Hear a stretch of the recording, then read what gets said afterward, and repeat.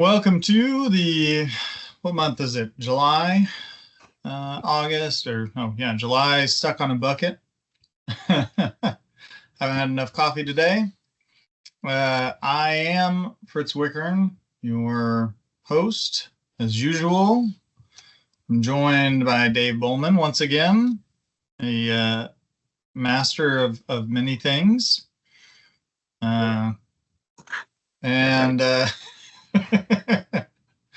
This is why I shouldn't ad-lib. That's why I put the notes in there, Dave, so that I have a script to follow. Oh, okay. Because when I get off script, I just start rambling, and it happens. Anyhow, there's our cheery faces and Santa Claus there. All right. So this month we're going to continue on talking a little bit more about Wireshark. We're going to look a little bit farther into actually using it, resolve some communication issues.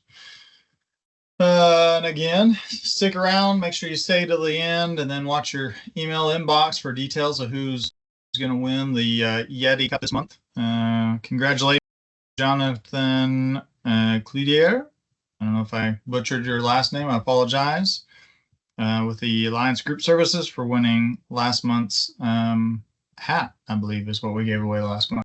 Anyway, welcome, and I will pass it along to Dave. Dave? Oh, thank you.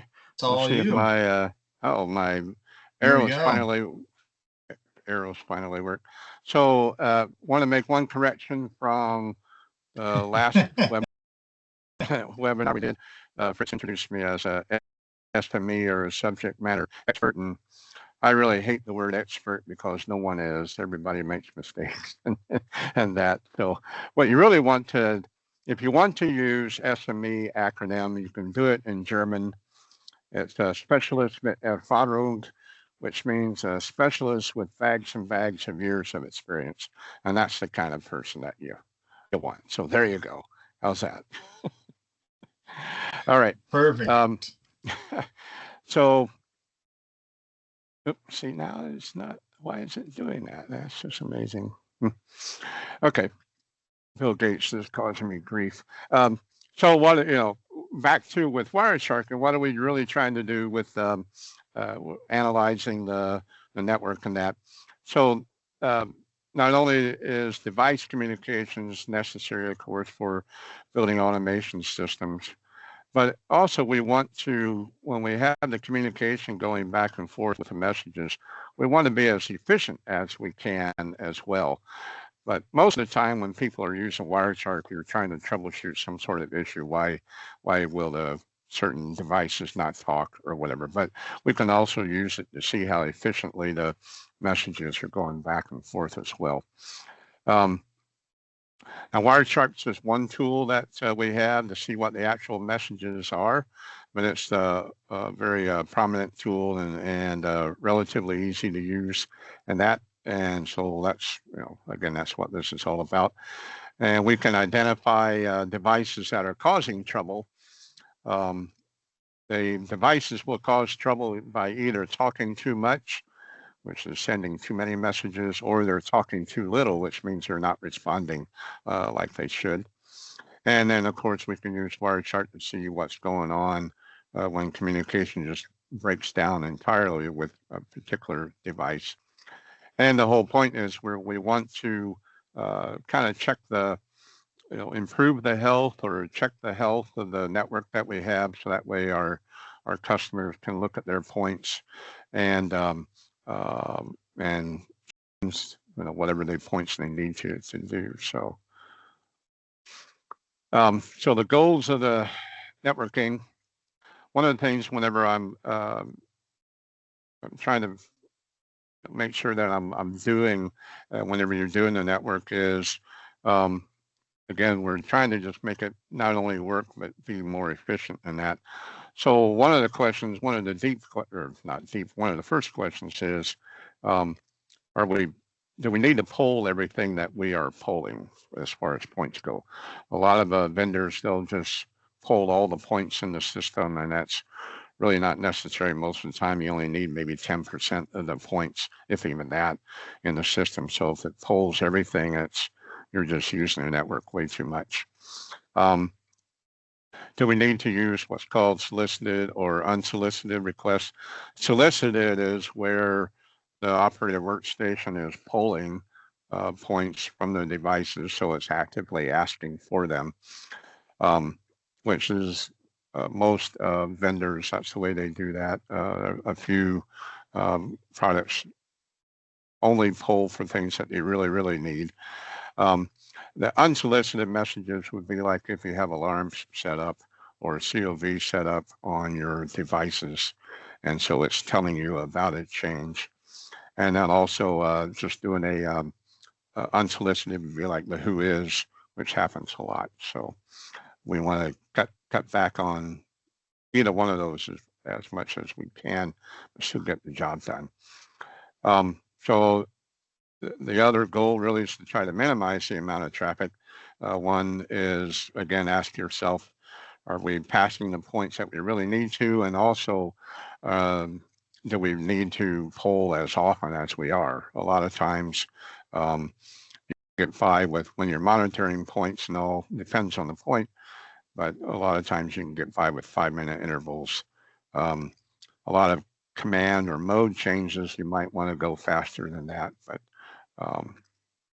we're talking about HVAC and air is kind of slow to change. So, and there are ways, if you have like an outside air temp that needs to be shared with a lot of devices, there are ways of kind of architecting who shares the OAT with what and make it go through the system faster. So there's other tricks there.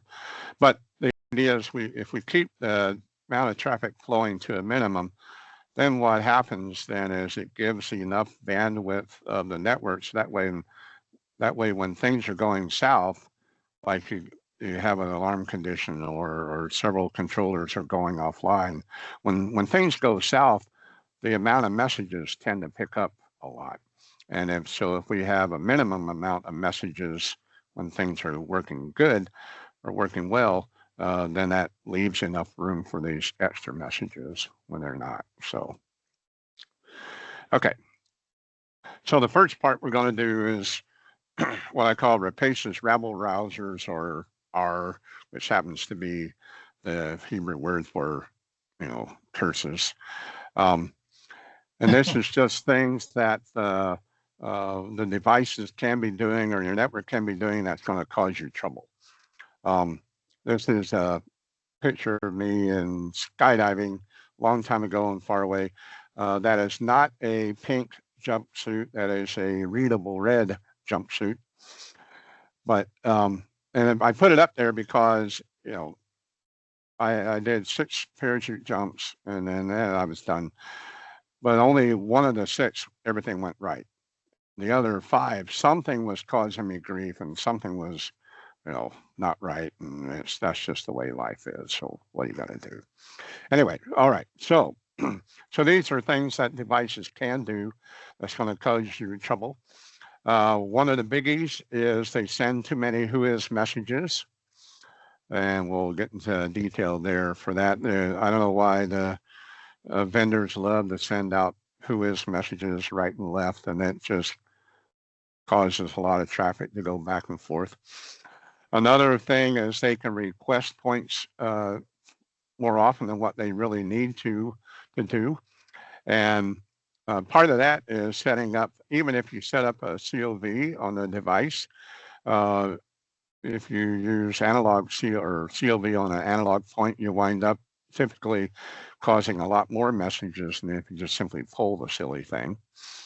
Sometimes a device, it will error out or time out in the response, or it just might take too much time to respond.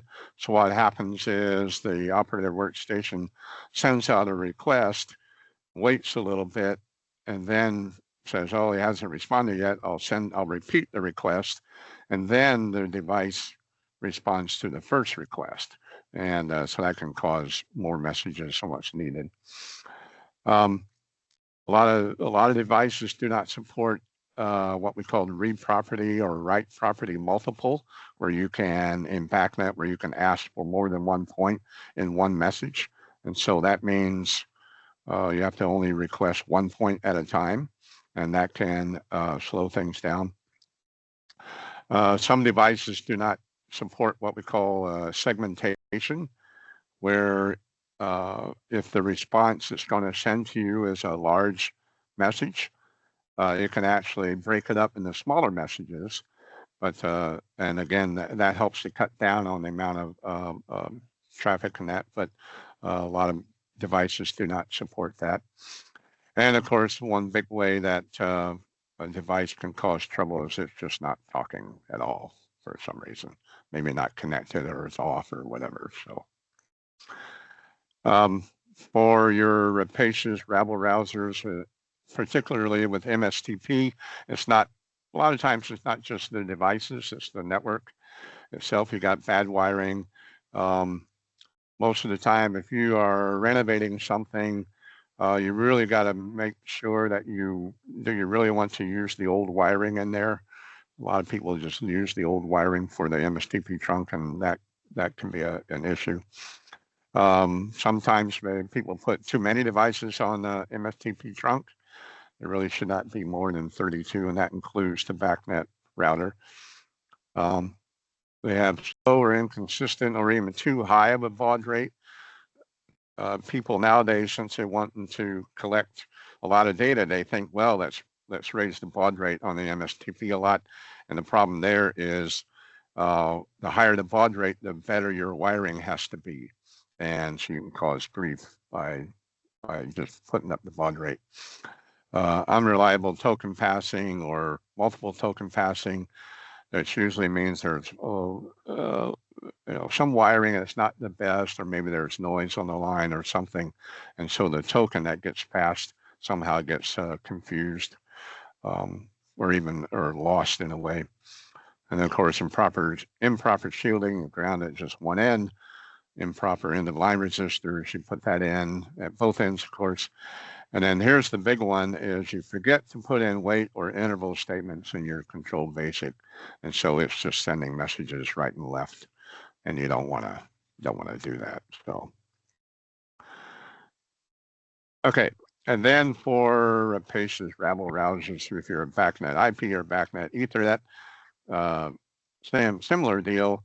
It might not be the device, it might actually be the Ethernet switch or the BACnet router. So you want to make sure that you have your BACnet network configurations right.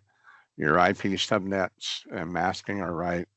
Sometimes IT get in the way, and then they put up a wrong firewall or a wrong polish, and they're blocking things. I've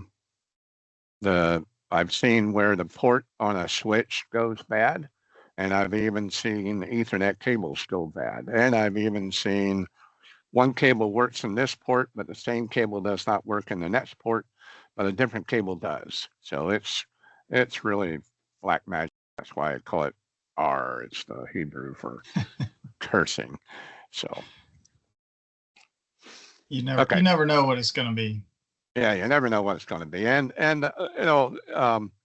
well, we'll get into that in a little bit. But you want to just start from the basics. A lot of times, you don't presume that this thing's set up right and the other thing's set up right. Just start with the basics and work your way up. So now, for this part, I try to describe what are the 6 things to really look for in Wireshark. That's why I call it. It's really half of the dirty dozen. So what are the 6 things that we can see in Wireshark that'll probably cover 99% of the issues that you might find in that.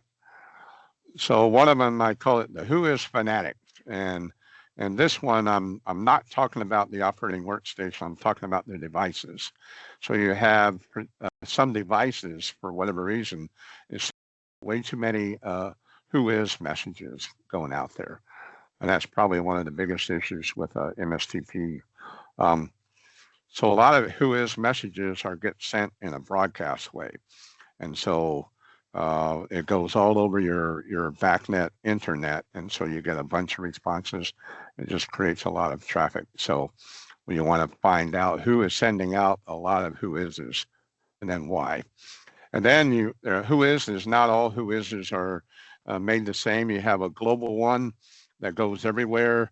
You can have one that's only on your network. But then also, is it ranged or unranged? And what that means is it looking for a particular range of device instances, or is it just everybody? So some devices, even though they're only looking for one particular device, they'll still send out, I want everybody that's out there to report back to me with an IAM. And that's just silly because now you're creating a lot of traffic just for one device. Now, another thing is how fast are the IAMs coming back? It should be pretty fast, within a second or two, more or less. If they don't come back that fast, then you have to wonder what's going on with that device, why they're not sending the IAM back as quickly as maybe they ought to. Are you even missing an IAM coming back? There can be several reasons for that. Is the device on? Maybe it's not getting the whois to begin with, or maybe the whois or the IAM is being filtered out from one network to another by the IT. So there are several things that can go wrong there. And of course, the marketing guys and the sales guys, hopefully there are none here, but I don't really care if there are. They like to oversell things. And one of the things was BACnet is the end all, get all perfect protocol, and that's not, and it's going to make everything all on the same page and all that, and that's not true.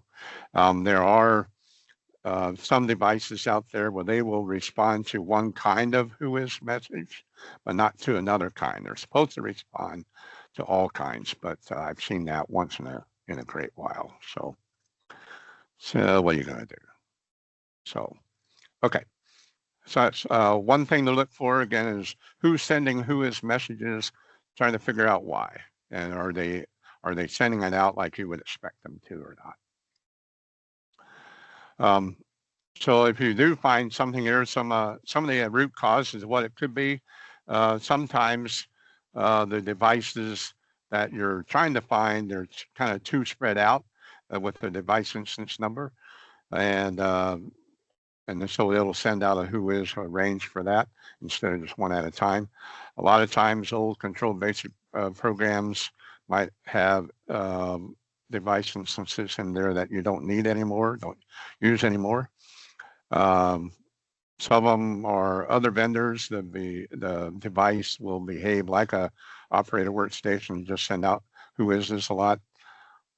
Some devices get too busy to respond reliably, so you want to check their control basic maybe if you can. But you want to make sure that if you're not seeing an IAM coming back, you want to make sure you're capturing at the right part and make sure you're there's no filtering going on or whatever. And also you want to make sure that the backnet IT and IT configurations are right. So the second thing is what I call pushers and pullers. And again, this is not related to the operator workstation, it's just for other devices. So in other words, who is out there asking for a lot of points? And I call that a pusher or a puller, depends on if they're trying to read or trying to write. And sometimes you're just writing or reading points that you don't really need to from one device to another. You want to check your responses that should come back within about 3 to 5 seconds, depending.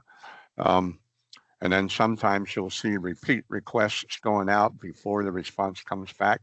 So sometimes you can just bump up the time for that. And again, the big thing, at least with our controllers, is when you're passing points, do you have wait or interval statements in there? Because if you don't, it will, every time it gets a token, it's going to ask for something, and you don't need it. And then again, if there might be something that's blocking, if you're going from one network to another, something might be blocking. And sometimes the router the backnet router says it's too busy, and they have to wonder why. And a lot of times that's because maybe somebody else on another network is sending a lot of whois's. Well, that can affect other networks that might be flowing through the backnet router and slowing that down. So root causes, again, just check for weights and intervals and control basic.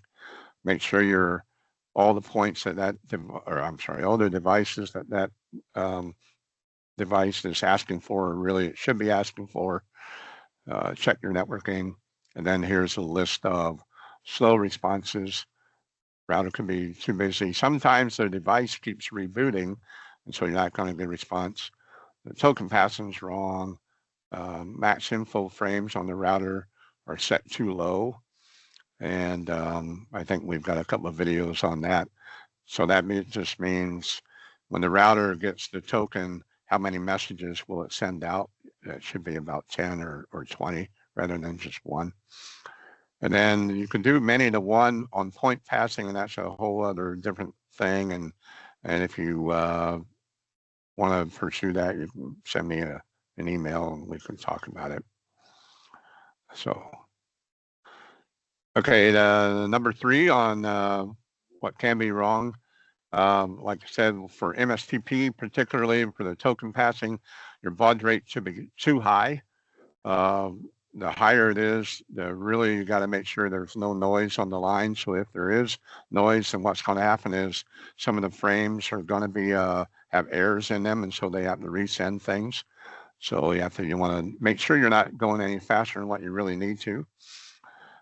What's called the token cycle time is probably the best metric, and you can see that on our back 5051 router. That's just how long it takes for the token to come back around to the router. For our controllers, that's about 8 milliseconds or less per each device you have it. So if you have 10 devices, that'll be about 80 milliseconds. Other vendors are a little higher. Is the token passing coming and going? Is it consistent? And again, our router has a nice way of doing that, or showing you that. If you see that a device is going in and out, then that gives you a hint of where you might have some wiring issues.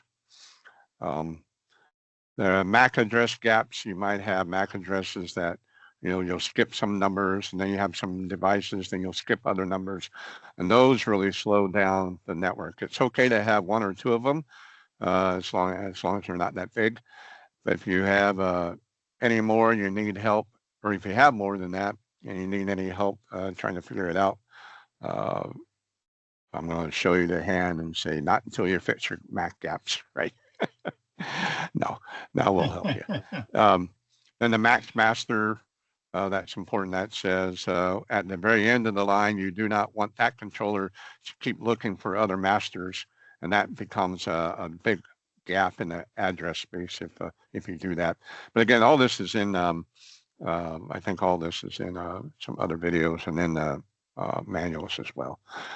But when you're looking at the errors on our backnet router, it'll tell you how many errors there are. A lot of errors is basically more than maybe 0.1% of all the messages. You're going to get errors, but if it's greater than that, then you probably got some sort of wiring problem. And this is one of the videos about using multimeter and bifurcation for MSTP. That's really good. And Gene gets into some of that. So again, the root causes: don't overdo your baud rate. If you do a lot of point passing or a lot of COVs or all that, you'll see your token cycle time is too high. Devices that come and go in the token passing, or devices also where you can see in the Wireshark where there's a lot of errors associated with those devices. You might have 20 devices on the trunk, but if one of them keeps going in and out of the token passing, or one of them has a lot of errors, then you're pretty sure that you've got a wiring issue somewhere near that particular device. You don't have to go guessing. It's probably going to be either right before or right after that device, or it might be that device where you got a wiring issue of some sort. Don't forget the max master, end of lines, grounding. If you don't do the end of line resistors right, and if you don't do the grounding right, that's going to put noise on your line. That's not good. And just make sure you don't have more than 32 devices on the trunk. Okay, number 4. So all that beforehand was something that everything that the devices other than the operator workstation can do. This one pertains to the operator workstation. One is, I call it, it's got lobotomized. For some reason, it acts like it does not know what the backnet addresses are for all the devices. So it will send out a lot of whois's. And the question is, why is the operator workstation sending out so many whois's? And there might be a way of fixing that. Again, are they ranged or specific global to global or whatever kind of whois's? Can you throttle the messages? Otherwise, people call that tuning.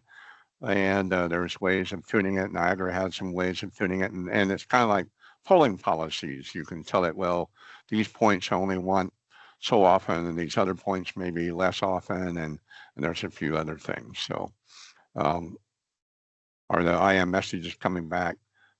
One big thing I hear a lot is, well, because I'll ask, it was working, now all of a sudden it's not.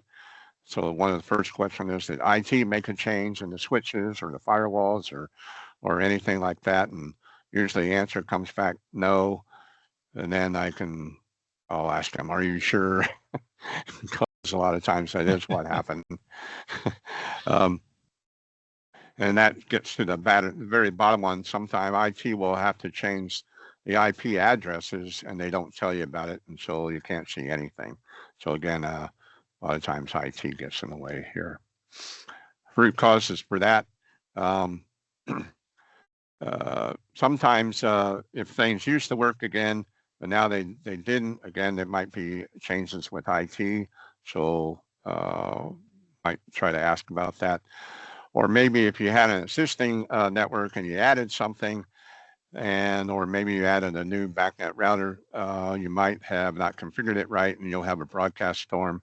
The router should tell you that it thinks there's a broadcast storm going on, but it doesn't always do that. But you can see that in a Wireshark. And to me too, one hint, try to figure out what's going on, and that is, is it just a handful of devices, or is it all the devices on one network, or is it just all the devices everywhere? If it's just a handful of devices, you can kind of focus on that.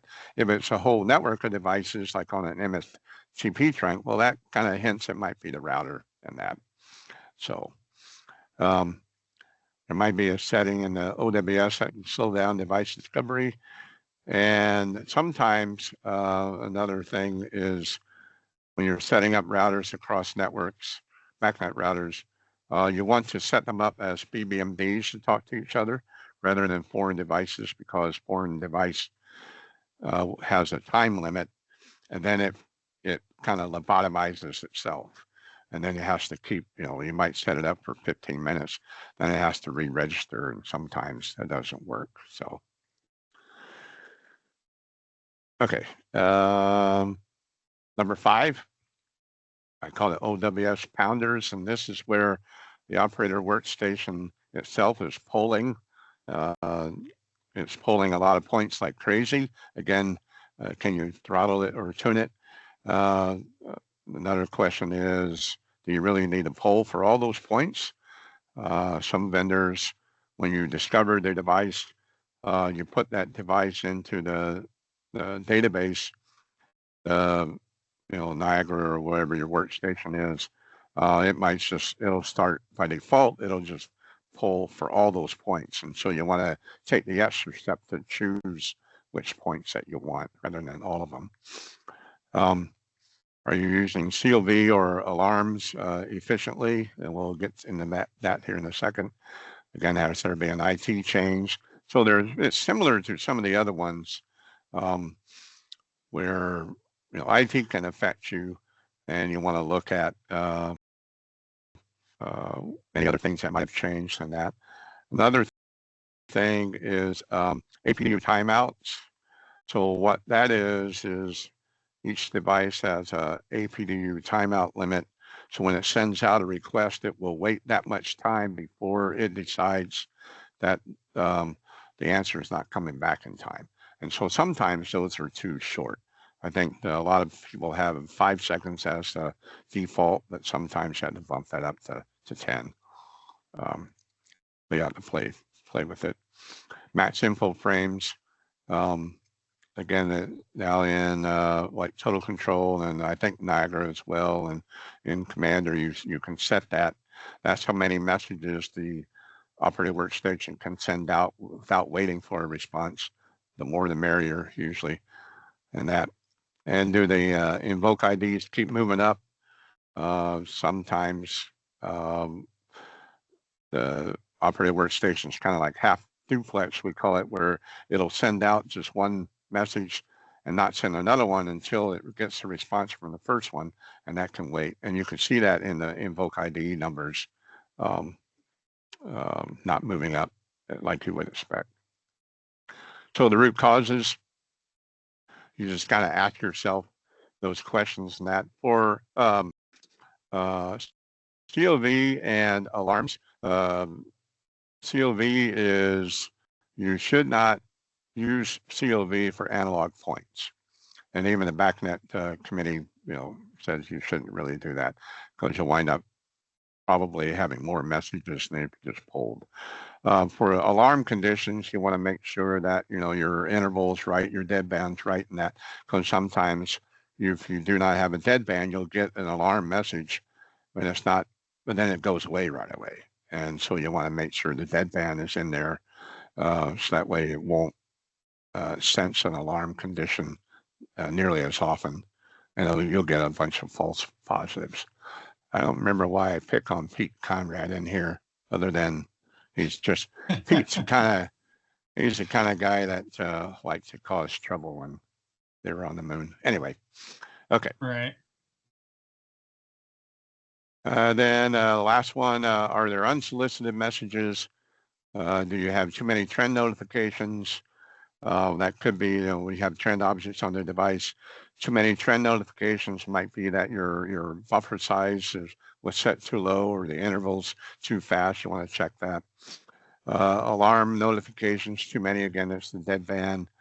COV notifications, want to see if it's, you don't want to use that for analog points and that. So just be aware. Root causes. I think we've already talked about all these.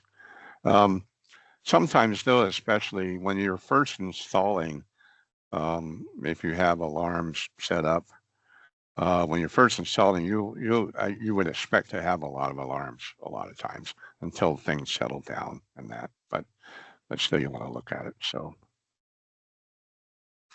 okay. So now we did, here's some of the things that the devices can be doing that we don't like. Here's some of the things that you can look for and that. And now we're going to talk about the kind of filtering that you can do to help you find the needle in the haystack. This is an actual IT closet someplace. And the IT manager should have been shot, boiled, and oiled, and drawn in quarters, and that still would have been too good for him. All right, so the first thing I do, madness there. Yeah, it's just, yeah. So we're trying to find the needle in the haystack. So the first thing though, like I said, you don't presume anything. You might have forgotten a configuration, or somebody else might have changed something really silly. So step 0 is really, you do a sanity check. Make sure your router configurations are right. Find out if IT made any changes. Sometimes you can actually, it might be the cabling is bad or went bad, something that's not very often. The routers and switches, sometimes they get turned off and they don't get turned back on or whatever. So just make sure they're all on.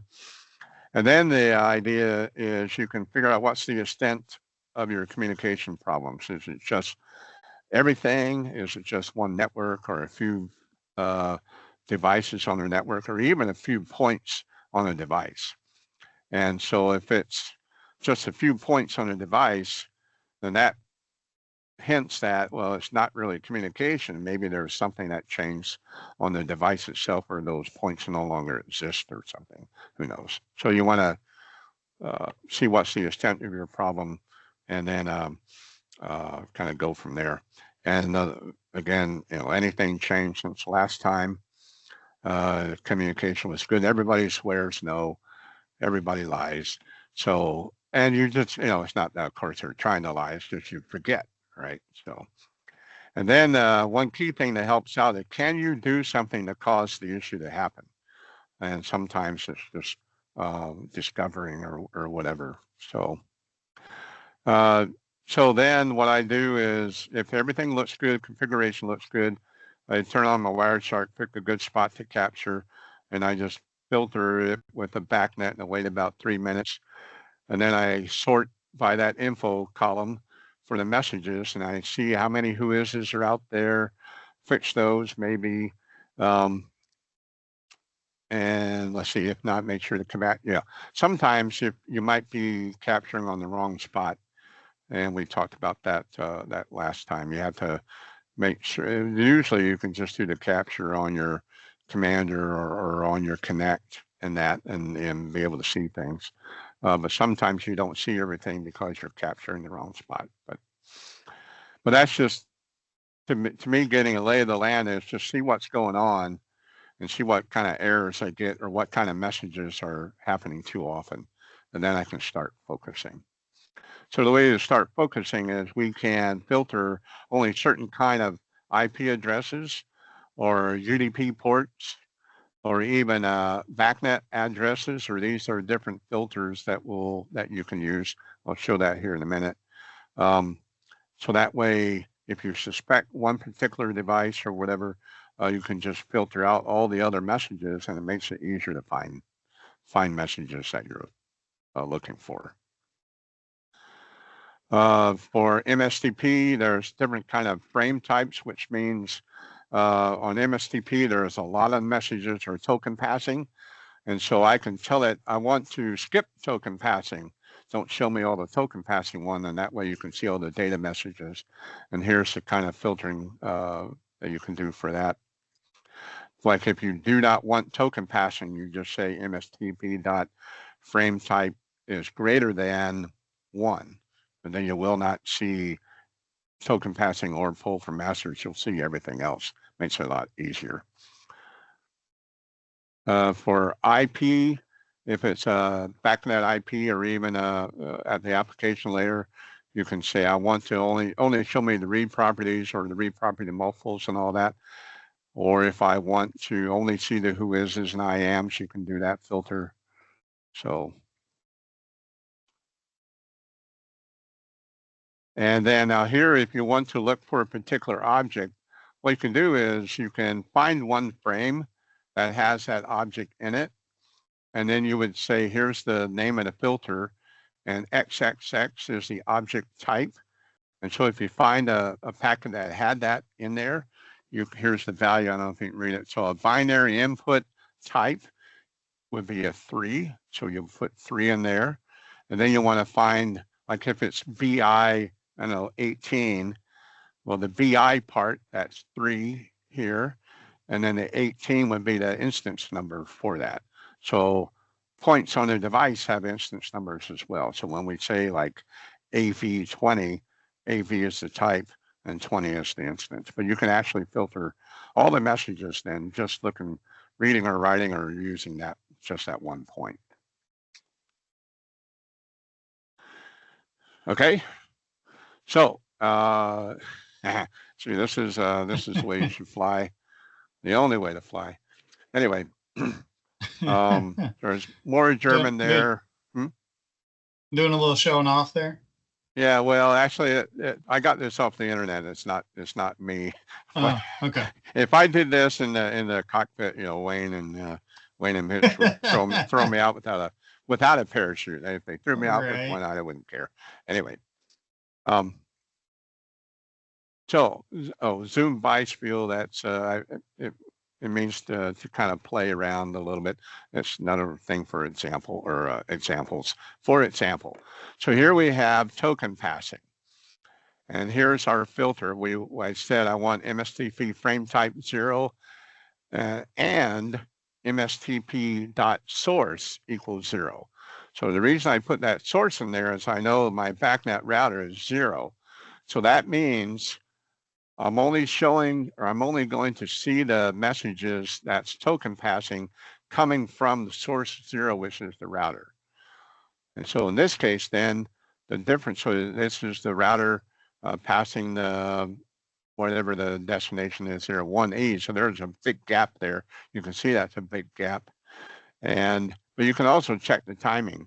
The difference between these two is about 85 milliseconds. So that's not bad if you have, 10 devices on there. So anyway, that's just showing you how you can filter that out. Another one is, here's one, somebody sent out a who is, and it's global. So that's all the possible device instance numbers, and there's no IAMs coming back. You would see a IAM if it came back. So why is that happening? And a filter there says BACnet. Now let's see here, unknown object error. I think we might have mentioned that last time.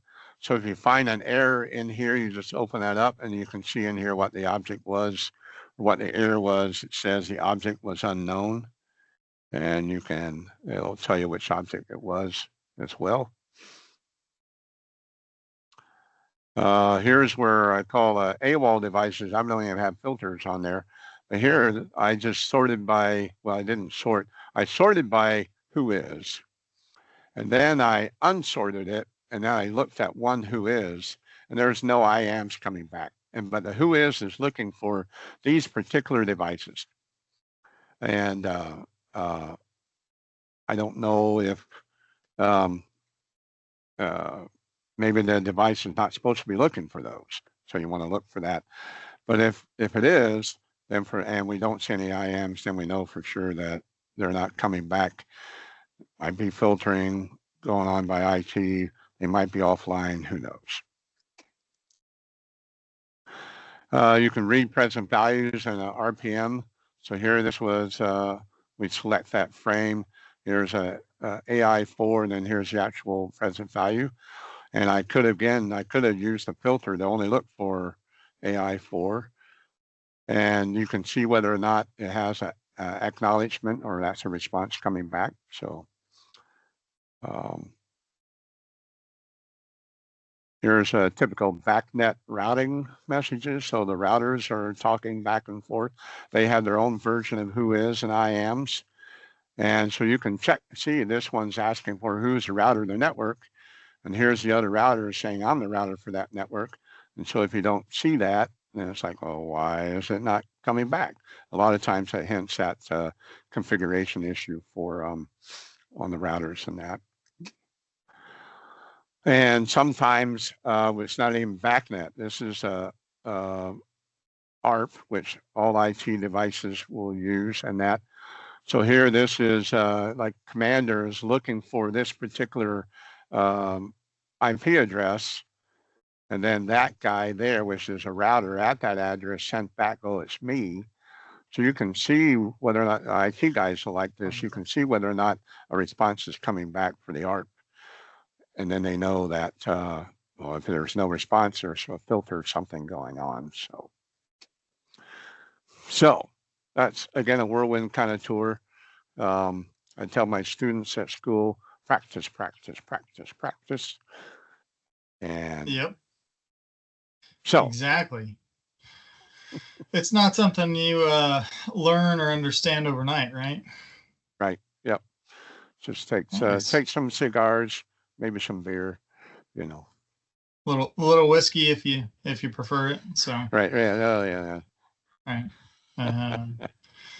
Well, if you didn't see it in the chat, there's a link in the chat that has a copy of the PDF of the slideshow that we went over today. So apologize if you were frantically, like Sky said, trying to write notes as we went through. There is a copy in the chat there that you can go out and grab and download. Were there some questions in the chat? I didn't. We've got, let's see. Well, Cameron made a note of wishing Niagara tuning policies could be on a per network basis rather than per port, which is definitely something I've run into before. Jeffrey mentioned you should show how to set the interpretation of the port of interest to interpret backnet packets. Oh, yeah, that's a good point. I think, didn't we do that last time?